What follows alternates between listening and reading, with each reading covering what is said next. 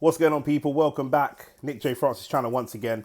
I had to take a lot of time yesterday to digest the loss. Very, very difficult loss that we've gone through with against Man United yesterday. Obviously, Man United probably in the Premier League era our biggest footballing rivals. Obviously, it's between them and Tottenham, right? You know, Tottenham local rivals, but from a football perspective, Man United and Arsenal, the big rivals. And anytime you lose to Man United on your own patch, it's a big problem.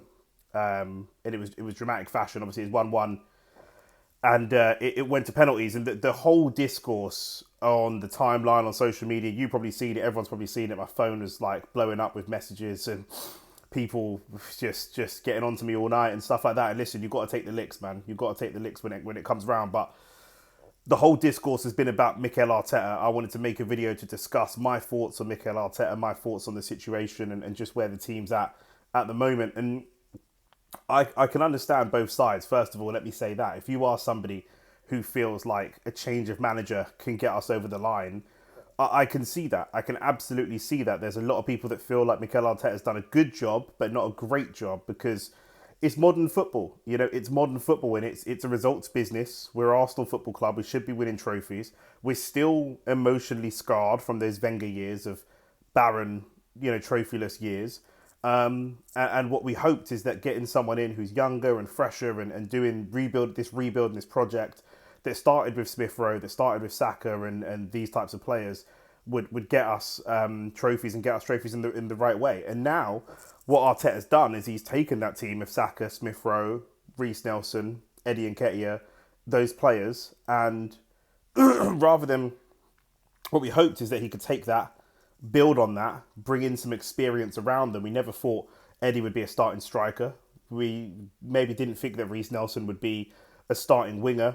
Smith Rowe maybe on the fence, could he be a starting number 10 or not? But certainly bring in some elite players around those young players, around those Hale End academy players, and get us over the line in terms of trophies and in terms of winning big silverware. And in cup competition particularly, Mikel Arteta is poor. Obviously, we're out of 2 trophies, 2 cups this season, the 2 best chances we have to win a cup. We're in the Premier League against a Liverpool team that's absolutely flying. Doesn't seem like we're going to chase them down 9 points with the injuries we've got. And we're out of the FA Cup and the Carabao Cup. We're not out of the Carabao Cup completely, but we've got to score 3 at St James's Park, and we just can't.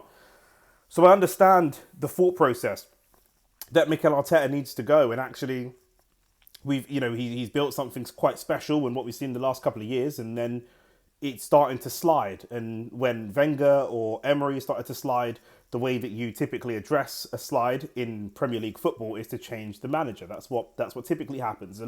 Most managers don't get time to address when they're sliding backwards and stay in the job.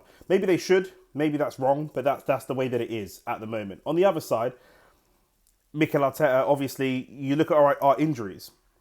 We've got a lot of injuries. You look at the game yesterday, we created 3.24 XG. We had 3 or 4 clear-cut opportunities. We had a penalty, which we were very, very lucky to get. Very soft penalty, lucky to get that penalty. And he can't score the goal. He can't walk on the pitch and score the goal himself, So is yesterday a coaching issue? And my takeaway is this. You should be, whether you are Mikel Arteta in or Mikel Arteta out, shouldn't have changed based on yesterday's game alone. That shouldn't have changed it. If you were Mikel Arteta in before the game, you should still be Mikel Arteta in now. And if you were Mikel Arteta out before the game, you should still be Mikel Arteta out now. Nothing should have changed. Nobody's opinion should have changed one way or the other, in my opinion, based off yesterday's game. Because what we saw in yesterday's game is that Ødegaard wasn't amazing. There were some counter-attacks he slowed down, and he can be a little bit frustrating at times, but he created a lot of good chances. Not a lot, 3 or 4 good chances. Declan Rice came off the bench. He was right at it. Looked like he could get a goal. Kai Havertz had 2 chances where he's inside the 6-yard box. Inside the 6-yard box. And puts it wide. Doesn't force a save from the goalkeeper. Puts it wide. The problem that we've had, and obviously we had the penalty of Ødegaard. The problem that we've had all season, for any of you that watch the streams, we stream every Arsenal game, subscribe to the channel, like the video, all that good stuff. For every single go back to the beginning of the season and what we've been poor at all season, and I'll tell you where Arteta could get fired, or where I look down at Arteta. The obvious one, the signings. How much of this is him, Edu, the board? We don't know. We don't really know. We've all got opinions. We've all got theories. We don't know the truth. But the signings, you cannot win a Premier League title with Kai Havertz as your striker. You can't. You just can't. We've been saying we needed, going into the summer, we needed a striker and we needed backup for Saka, right? A centre mid would have been a bonus. We have a lot of players that can play centre mid. Okay? We had Jorginho, Thomas Partey, Declan Rice, we got Erdegaard, we had Fabio Vieira, we had Emile Smith-Rowe. We got 5 players that can play in that midfield. And we had Kai Havertz as well. We've got players that can play in that midfield. And what we needed was a striker, an out-and-out striker, and backup for Saka. We never got backup for Saka, right? Kai Havertz even playing in the striking position was an accident. It was an accident. It wasn't deliberate from Mikel Arteta. He brought him for a midfielder and it didn't work as midfield. Similar to Ranieri looked really good on the right-hand side before he got injured. That was an accident. Ranieri, we all know, is like the Erdegaard in the 10, right? He's not coming through the academy as a winger. He's a 10. That was an accident. So those are things Mikel Arteta can't take credit for. He can't, because that wasn't part of his master plan. It fell into his lap, right? So where Mikel Arteta is under pressure is the signings. The signings are awful. Awful. Mikel Merino, I can't see what he's good at. He seems to understand what he's meant to do, but technically just can't do it.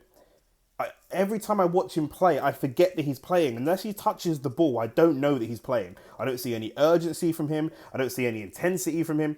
He was meant to come in as this dual winner, this aggressive player, this like Bruno G at Newcastle. We don't see that. If Mikel Merino goes up in a battle against Bruno G, he's going to get bullied. I don't see that. The misprofiling of players. And off the back of the misprofiling of players and off the back of the poor signings, poor squad management. The 2 words I've been saying all season, going back to the Brighton game, right at the beginning of the season, game management. Game management. Can you manage your way through a game? And Mikel Arteta seems to, the team can't manage their way through the game. We're going back to Declan Rice's second yellow card against Brighton. Is that necessary? Is that necessary? We're going to win this game. Is that necessary? I'm looking at the Trossard red card against Manchester City. Is that necessary? We take away those 2... I'm not asking for penalty decisions, VAR decisions. I'm just talking about simple professionalism on a football pitch. We take away those 2 red cards. We get those 6 points. We were winning against Manchester City. They came back and drew. We dropped 2 points. We were winning against Brighton. They came back and I can't remember if we lost that game. We dropped points. I think we dropped 3 points in that game. At the very least, that's 4 points that we've dropped. 4. We're only 6 points behind Liverpool. That's 4 points. Game management. Yesterday's game. Their goalkeeper looked really shaky from the off. His weakness is distribution. They're getting him to kick the ball out. He's kicking the ball out really badly. And that is making him shaky in his performance. He looked really, really nervous. Instead of us capitalising on that moment, testing him and putting pressure on him and test him, what we did was... nothing. We got to half-time with 4 shots and no shots on target. No shots on target at home against your biggest rivals. No shots on target. Not even a speculative shot. Nothing. Nothing at all. Then comes the penalty. The keeper does really well to save the penalty. And after that penalty, he just goes into superhero mode. Do you know what I mean? He just turns into Homelander. He's just saving everything after that. And we allowed him to get his confidence. There was a period of... we need someone on the pitch. When we're talking about a captain, when we're talking about a leader, we need someone... it's not just talking to the ref and flipping a coin. We need someone who can identify these things on the pitch and make in-game changes. In-game changes. I can't see who on that pitch can make in-game changes. The only person I see on that pitch yesterday that I would say was a leader was Gabriel. I thought Gabriel was very good. Defensively, very good. Playing the ball over the top, very good. I've said for a couple of weeks, I even said on the stream, before William Saliba got twisted in and out by Joshua Zirkzee, I said on the stream that right now, if you offered me money, 150, 200 million to sell one of our centre-backs, it would be Saliba and I'd keep Gabriel. I said that. It's on the stream. It's there. You can go and look at it. Who is there that's going to make in-game changes? Do you know what I mean? We bring Trossard off the bench and onto the pitch. He's got a great track record of coming off the bench and scoring goals. And we don't play him the ball. We're just giving it to Erdegaard and cross, give it to Erdegaard and cross, give it to Erdegaard and cross, give it to Erdegaard and cross. The keeper was shaky. The keeper's shaky. Let's test him. No, we let him get his confidence. And he gets better and better. Then he makes the save against Rice's header. Brilliant save from him. Then he goes into the penalty shootout. He's full of confidence when he goes into the penalty shootout. Full of confidence. We had an XG of 3.24 yesterday. They had an XG of 0.24. They didn't really create anything. But to be fair to them, they had 2 shots on target in the first half. Both of them were speculative. Just trying your luck. Do you know what I mean? And that's it. The goal from Bruno is a good goal. Lewis Skelly slips over, Garnacho's gone. And then from there, it's a 3-on-2. They get the goal. Other than the goal, Kobe Mainoo has a little moment. He gets through the midfield. He has a shot. The shot's poor. It's a poor shot. Goes straight at David Raya. But at least he tests the goalkeeper. He's tested the goalkeeper. Make him think. You got to put pressure on him. There's none of that. Maybe we're not football geniuses. Maybe Arteta's the biggest genius in the world. But he seems to be overcomplicating a lot of the game. Really overcomplicating the game. Everything came down. We had Jesus go off injured, Timber go off injured. So we had to replace that. A makeshift right back in Partey and not a great right winger in Sterling. Although we did well, but typically not. He hasn't been great for us. Right? We've got Partey and Sterling. That's not a starting right side that we use or recognise. But all our attacks came down the right-hand side towards the end of the game. But on the other side, we've got Kieran Tierney, we've got Martinelli, we've got Trossard. We're not using that side. The one time Kieran Tierney got the ball, he whipped a cross in, and Havertz didn't even battle for it. Didn't even try. It was a really good cross from Kieran Tierney. So this is where I can see this, the players that have come in and the squad management is where Arteta is going to lose. If Arteta loses his job at the end of the season, it's because of the signings. It's because of the signings that he's done. And that's partly his responsibility. Not entirely his responsibility, but that's partly his responsibility. On the other side, you could say, right, you could have the argument that we're second in the league, as bad as it is. We've got Saka is injured, Jesus is injured. We've got a lot of players in. Ben White is out injured. Tommy Asu less so because he doesn't fucking play anyway. But Ben White is a crucial part of this team. Our back four was solid when it was Timber at left back, William Saliba, Gabriel, and Ben White at right back. Do you know what I mean? We brought in Calafiori to be the new starting left back to put Timber back into his right position, and Calafiori's injured. We have a lot of injuries. Erdegaard coming back from an injury. We have a lot of injuries. Jesus, we had 2 injuries yesterday. Do you know what I mean? Just yesterday alone, we have 2 injuries. So we've got a lot. Ethan Wanyeri's now injured. If the board don't go and get players, if Arteta came in as this manager who was going to challenge the board and push them to make the right decision and push us forwards, and now he seems to be more allied with the board, and he doesn't seem to be pushing in the same way. We're deep into this project now, deep into it. You've got Amarin coming in, new manager, and taking points off you at home. That shouldn't happen. Brand new manager. Man United are not in a good place. We're playing Man United at a weakened time. We're playing Tottenham at a weakened time on Wednesday. If he loses to Tottenham, I don't know I don't know if he can come back. I really don't. Like I said, I can see both sides. Our board is negligible. Negligible. It's their job. We've just seen Aston Villa go and sign Donyell Marlon today.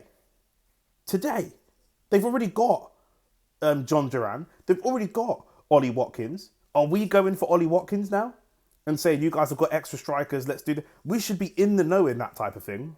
We're seeing Kvaratskhelia go from Napoli to PSG. Are we going for Bradley Barcola? We should be in that. That's somebody's job to do that, to know who the players are, what movement is happening all around Europe, and to know and be involved. People will say, well, who are you going to replace him with? That's not our job. We're not going to sack him on Wednesday if he loses to Tottenham. We're just not going to do that, right? We're too big a club to sack a manager mid-season. But between now and the end of the season, it's somebody's job to go and look at what are the other options that are out there. What strikers are there that are out there? And find an option. It's your job to... What we keep doing, you can do it in your job and I couldn't do it in my job, is to say, right, we've got this challenge and we just don't come up with an answer. We don't come up with an answer. After Gilberto Silva, we had about 7 or 8 years of no DM. Then we bought Xhaka, who we played DM and then he didn't play well. And then years later, after we had Xhaka for about 6 years, we realised he's not a DM. He's more of a number 8 box to box. And he played much better box to box. And then he left. When we're playing him DM, he's not a DM. We're misprofiling players. We consistently do it. Do you know what I mean? Our board is negligible. Not all of that is on Mikel Arteta alone. It's on him a bit. But not all of that is on Mikel Arteta alone.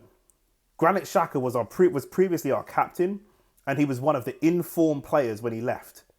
And we never looked at a replacement for him. When he left, we never looked at a replacement for him. You cannot tell me Kai Havertz is a replacement for Granit Xhaka. We've got... And Arteta seems to have gone backwards in his football. Do you know what I mean? We played... The last couple of years, we had the ball. We moved the ball quick. We had a lot of technical players passing, moving, interchanging positions. We got a lot of goals. And again, the Arteta in people will say he's still scored the most goals in the Premier League. He's conceded the least goals in the Premier League. And Arteta is a good manager for the Premier League. He's a good Premier League manager. He consistently delivers second place, which isn't good enough, but he's got a really good record in the Premier League. Doesn't have a great record in the Premier League, can't get over the line for a title, and has a terrible record in all cup competitions. All cup competitions. He's awful in Europe. He's always been awful in European competition. He's awful with squad management. Always has been. We don't have leaders. We don't have game management. Do you know what I mean? Those things have to be down to him. I don't know. I actually don't know. We have to see what he can do by the end of the season. The only excuses he has are injuries. This board has to be proactive. The problem that we have is we seem to be pretty happy and pretty comfortable to say, listen, we're not going to win a trophy this year, and that's fine. What are the consequences of this? You've got one of the best teams that you've had. The team we had last 2 seasons, you've got one of the best teams you've had, in a decade. And you're going to come out of this period with no trophies to show for it. Whose head is going to roll for that? Who's responsible for that? I'm not seeing anybody at the club take any responsibility for this. Unless they don't identify it as a problem and they think it's fine. And it isn't fucking fine.